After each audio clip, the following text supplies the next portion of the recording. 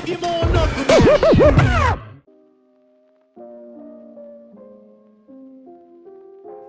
Hello guys and welcome to If Life Were an Anime. Today let's talk about the first, Slam Dunk. So just to give you a little bit of background, Slam Dunk is a manga and anime written by Takehiko Inoue. It centers around the life of a high school delinquent called Hanamichi Sakuragi, who hates basketball and has a rough luck in love. You know, he has been rejected hundreds of times by girls.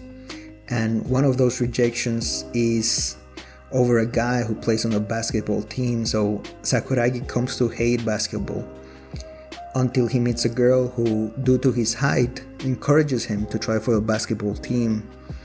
And the manga tells us about his journey to become the best basketball player ever in order to gain the affection of his high school crush. So now, although I'm gonna center on the movie in this video, for those of you who haven't seen the original Slam Dunk anime or read the manga, I just want to say that this anime is the king of sports anime.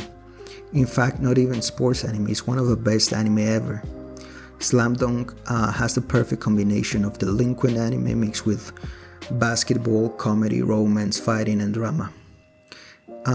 So just to give you a little bit of background as well, Slam Dunk when it first came out was relatively ignored in the USA, but it was a huge hit in other countries like Argentina, Mexico, Korea, and China.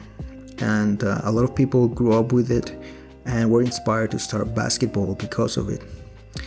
When the animated series first aired on television in the 1990s, it coincided with a basketball fever in China at the time, leaving a deep impression on young people. Those born in the 1980s with a memory are coming to the theaters now to watch the movie. And that's why the first Slam Dunk is number one at the box office in these countries like China, Japan, Korea, etc. And it hasn't been a huge hit like in other places like in the US, because I guess in the United States they didn't want a depiction of Asians teaching them how to play hoops. So the first Slam Dunk film was released at the end of last year, more than 20 years after the anime series concluded, and it's being directed by Inoue himself, the author of the manga. And the film adaptation is an adaptation of the final chapter of the original manga series, featuring the inspirational story arc of the National Basketball Championship match between Shohoku and Sano high schools. The fact that they allowed Inoue to actually direct and write the film is an amazing reason for its quality. Here you have the original creator of the manga being given complete creative control, and the results are pure art. This is not an anime movie. This is a movie. It's animated cinema. It's not Pixar. It's not Disney, it's not Shrek or Toy Story. It's not the repetition of overused tropes for children and young teenagers. It's not even your typical anime movie. It's not a silly adventure with no real consequences. The first Slam Dunk, the movie, is a story about dealing with death in a family and how that tragic incident can be catastrophic for all involved, and how this child manages to pick himself up and move forward despite of it. You don't have to have known Slam Dunk to enjoy the movie, but if you do, you'd know that Sakuragi is the protagonist of the series, a tall, brash, strong, red-haired troublemaker and somewhat of a simpleton who fancies himself a genius and is the heart and soul of the team, despite his lack of experience. But this movie actually focuses on another team member called Ryota Miyagi. So spoilers ahead. Please, just jump the whole video if you don't want to see any spoilers, but here it goes. Ryota was born in the island of Okinawa, the sea being a constant element in his upbringing. At the very beginning of the story, we know that Ryota has an older brother called Sota, a young basketball talent recognized already by the Japanese scouts, whom Ryota also admires and wants to follow in his footsteps. Ryota also has a younger sister and a mother and father, but his father would tragically pass away shortly. And this is actually how the story begins, at the death of his father. We see the family grieving in the funeral, and then we see that both brothers, talking about this incident, decide to become the support of the family. And although both of them are heartbroken by the loss and are barely just teenagers and children, they feel that together they can keep going for the sake of the family and keep the family together. And here's where tragedy strikes again for the Miyagi family, as the older brother Sota goes on a fishing trip and never returns, being declared lost at sea. Ryota's last words to his older brother being, "I wish you never come back."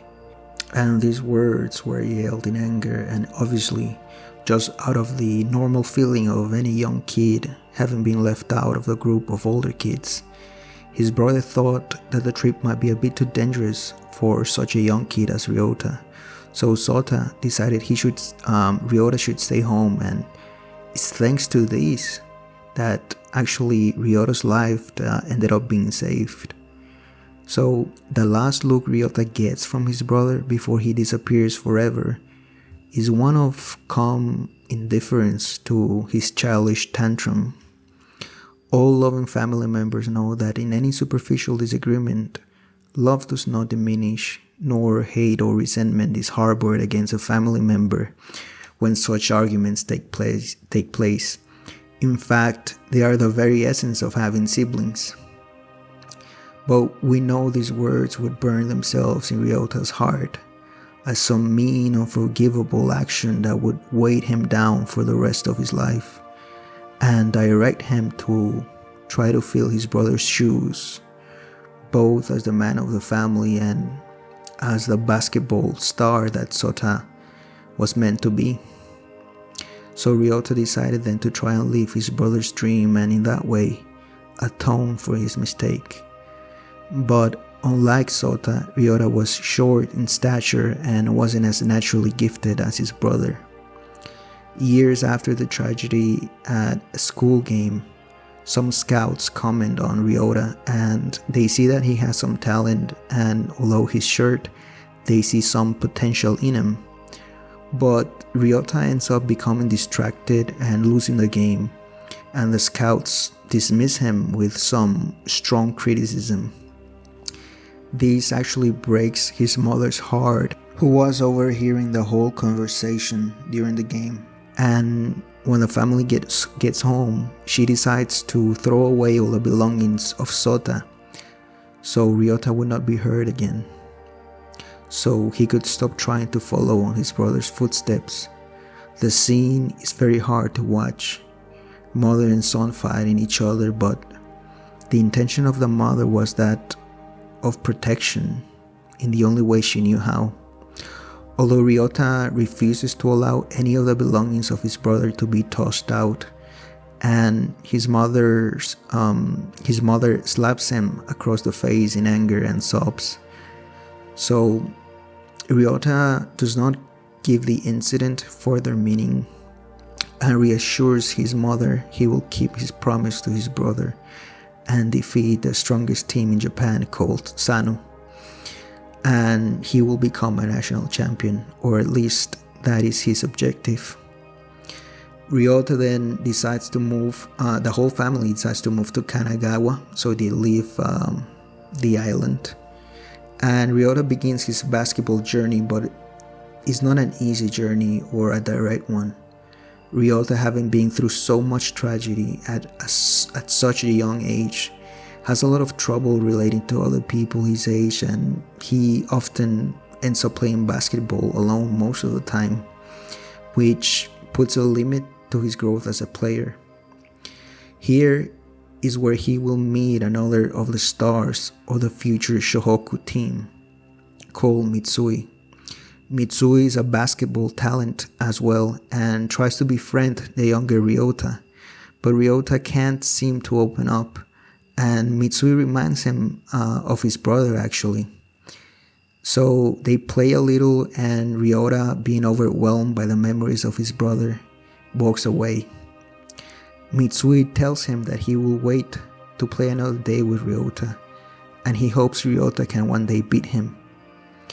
In the manga and anime, we learn that Mitsui would become MVP, most valuable player in junior high, and would specifically choose Shohoku High School to be able to train under a renowned coach Ansai, who himself has also a transformation from a strict, demanding, and overbearing coach focused on performance above everything, into a calm, agreeable coach capable of teaching while putting the players' well-being first. And with his words, the coach is able to bring out the best in his pupils. But Mitsui's basketball journey would come to a halt before even beginning. An injury to his left knee in a training session in his first year as Shohoku interrupted his basketball career. An imprudent early return to the court re-injured the knee more severely, leading to a basketball hiatus of over a year. Despite his eventual recovery, his exclusion embittered him, and he quits basketball to become a delinquent, constantly seeking to fight and hurt members of the basketball team, and especially Ryota, whom he vaguely remembered as a person who also loved basketball.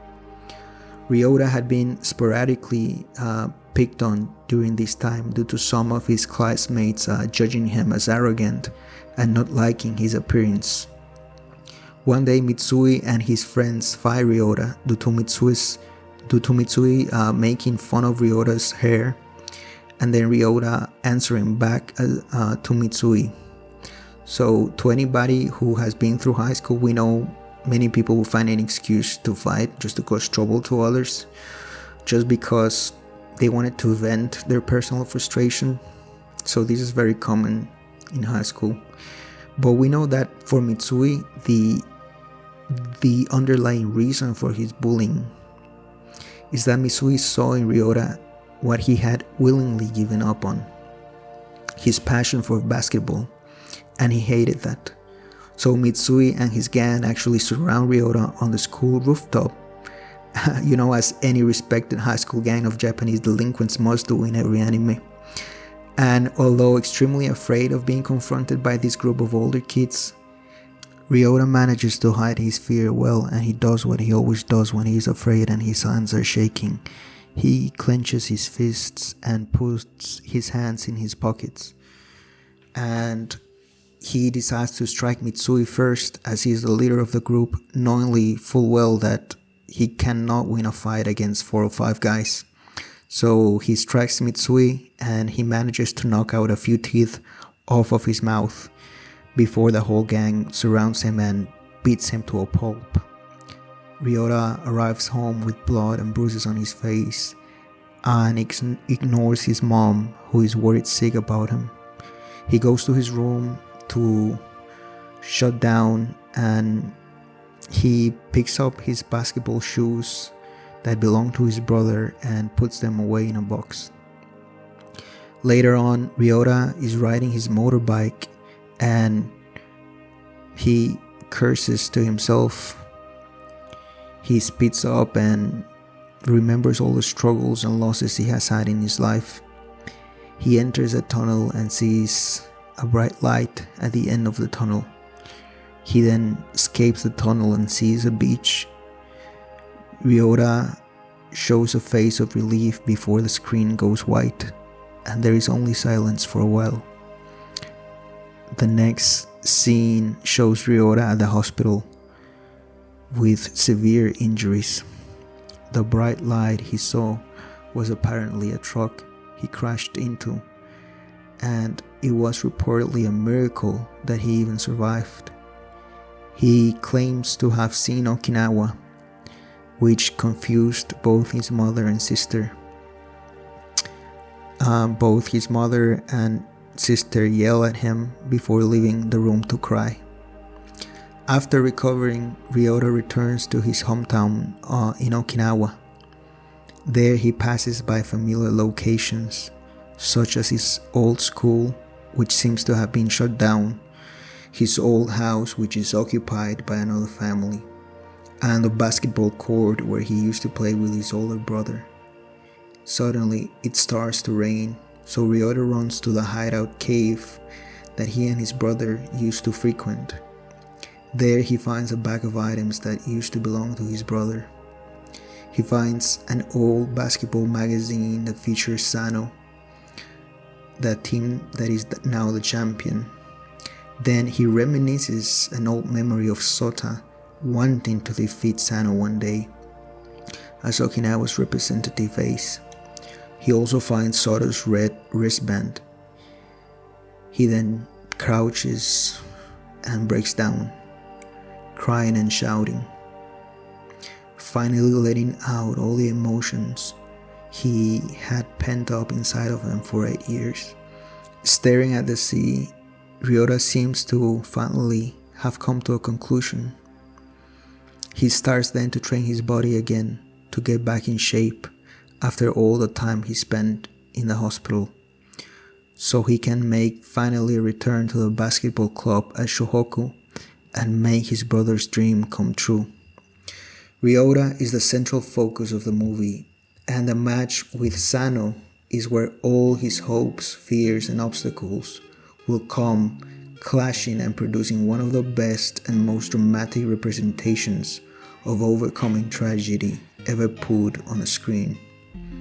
How does one recover from the death of a father as a child, and then the death of a brother, and decides to carry that burden and the dreams of his loved ones to fruition, despite of his physical lacking, despite of his lack of recognition, lack of attention from others?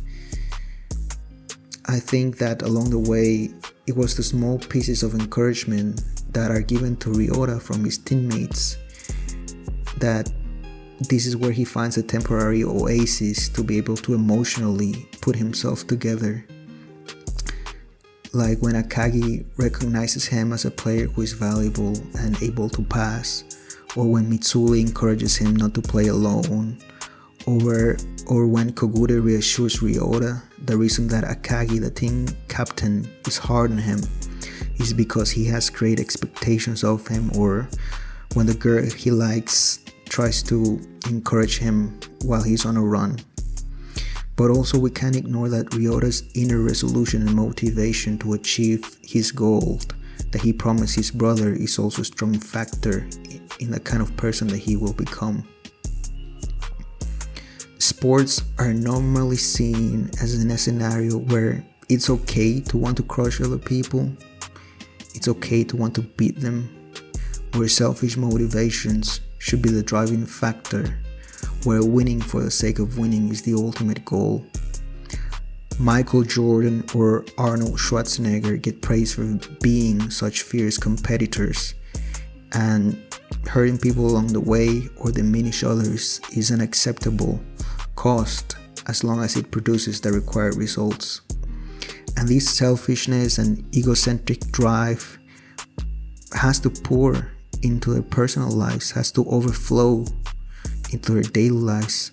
Michael Jordan having had serious problems with gambling and with the relationship with his brother. We know that Michael intentionally sabotaged his brother's business ideas for the one of his own regarding a brand of cologne. Or we know that Arnold once told on a bodybuilding friend in a competition, ratting him out to the judges of an undisclosed injury he only had told Arnold about. And I think, how could you do that to a brother or a friend just to feel like a winner, just to make money? That is pathetic beyond anything I can imagine.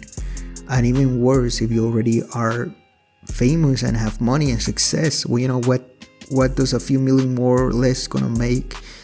What a few words on a book is gonna change, or an interview or a trophy? You already achieved it, man.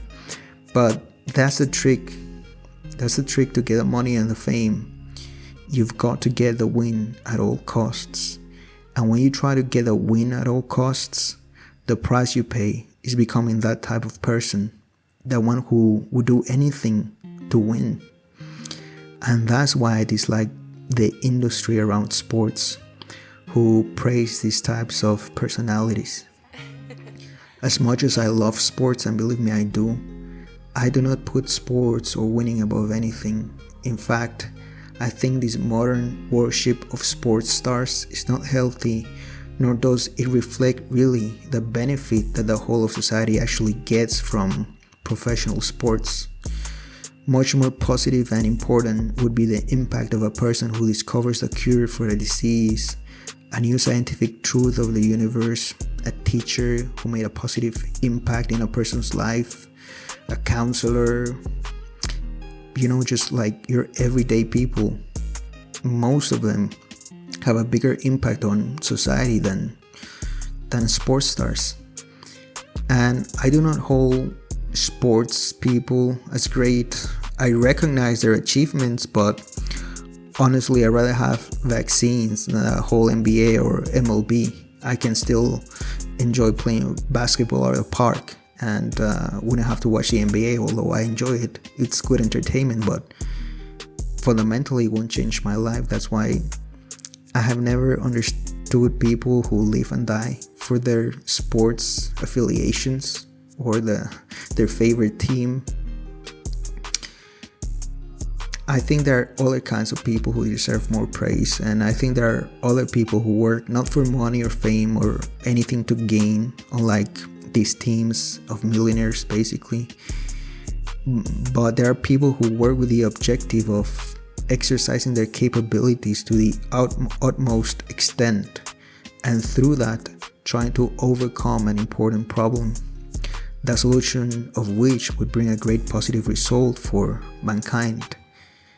And that's where the sports industry confuses the people, because professional sports are a business, and through this spectacle, circus, or whatever you want to call it, they only seek to make people forget what is truly important as a society.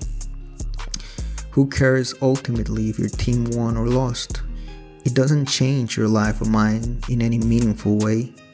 The players still make millions regardless. You and the people around you still live in the same conditions.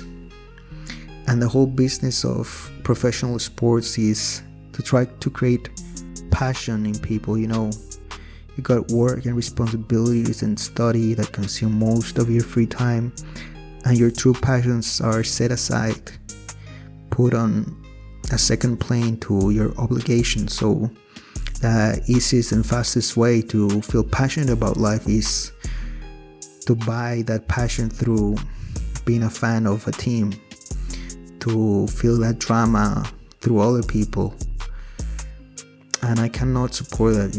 I think that is a great achievement and it has its positives, but I think there are more important things in life than sports.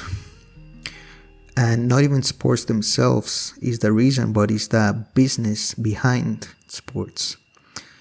When polio was ravaging the world in the 50s and destroying millions of lives all over the world, there was an investigator called Jonas Salk who devoted himself to developing a vaccine against polio.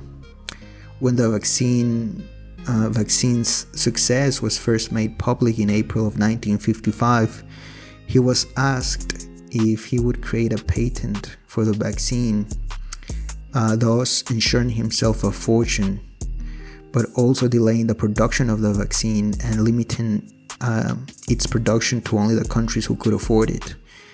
And he chose not to patent the vaccine or seek any profit from it. The whole idea to profit from such a horrible event and his solution seemed disgusting and contrary to everything he believed as a medic. So here you have a guy who devoted his whole life to actually solve a very, very important problem that affected all of mankind. And very few people would tell you who Jonas Salk was, but a lot of people can tell you who Michael Jordan is, who Arnold is, who a celebrity is. But what have they done for the whole of humanity? I mean, I'm not trying to diminish their sporting accomplishments, but real people, real sportsmen even who achieve greatness in sports, they know that their achievements, if taken only for the benefit of themselves, are almost meaningless. I think that's what a true sportsman would have to recognize. I would rather have 100 Jonas Salk in the world than 1,000 or 1,000,000 Michael Jordans who will cheat on their brother to make a couple of more bucks, or who would diminish his teammates just to have another ring on their finger, which brings almost no benefit to anybody but themselves.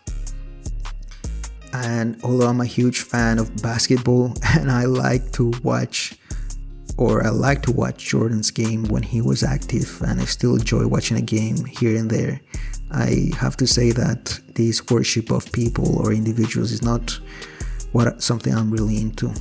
And I think that Slam Dunk, both the series and the movie, have the same message. Winning for them is not just a desire to crush their rivals, but a way in which different dreams can also be realized. Don't get me wrong, everyone in Shohoku loves basketball or is learning to love it, but ultimately sports is simply a physical metaphor for life, where you can push yourself and others to overcome your limits. But for Shohoku, the underlying message for me is that they don't play to win above everything. They want to win above everything, but they know where to draw the limits. The coach of the team, Coach Ansai, learned that the hard way, because when he was a very overbearing coach and very strict and all of that, he actually indirectly may have caused the death of one of his pupils. And now that whole incident changed him forever. Now he prioritizes protecting his players from lasting injuries instead of winning one game. However, I must say that this movie made a great decision by putting Ryota as the center of the story. It's refreshing to see that Ryota's motivation isn't the selfish and much praise, same old win for the sake of winning. The somewhat pathetic motivation of being perceived as great just for that, a fleeting moment of glory in the history books.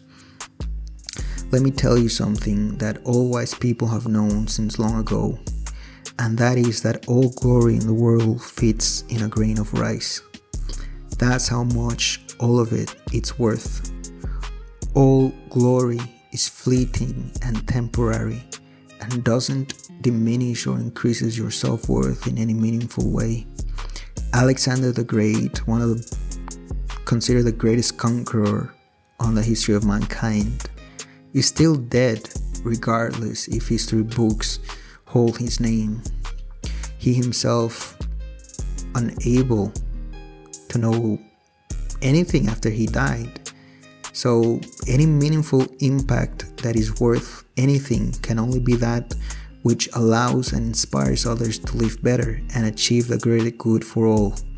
All the trophies in the world and all the records mean nothing if they lack the consciousness to let people know that the reason a record was broken wasn't to write the name of that person in the history books, but to inspire people to say, if he or she could do it, so can I. If winning or breaking a record matters at all, it's because it inspires us to be better in any field of our choice for the sake of the rest of humanity.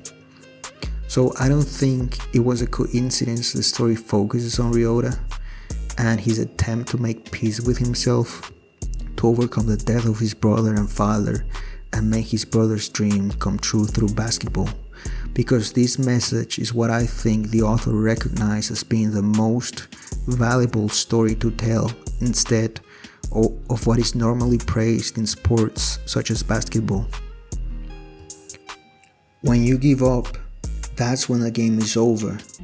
Even if you keep playing, This phrase is said by coach Ansai first to Mitsui in the manga and now to Sakuragi in the movie, and it hits so deep because most of us sometimes feel we go through the motions. We have our goals and dreams in a back burner. Someday we will try to do them. In the meantime, we may try this or that, believing it's a waste of effort, that victory is not an option really. We do the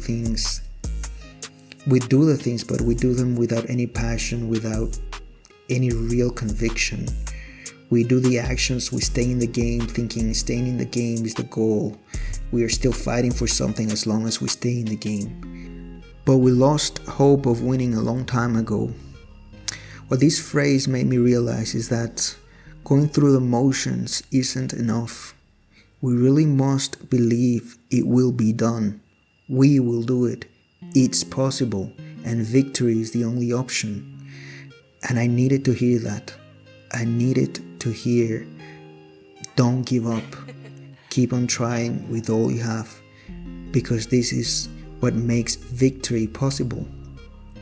The first slam dunk has been the most entertaining and profound cinematic experience I've had all year, and one that anybody, even if you're not familiar with slam dunk or basketball, can thoroughly enjoy. Thank you, Takehiko Inoue, for this amazing work of art. Please go watch the first slam dunk.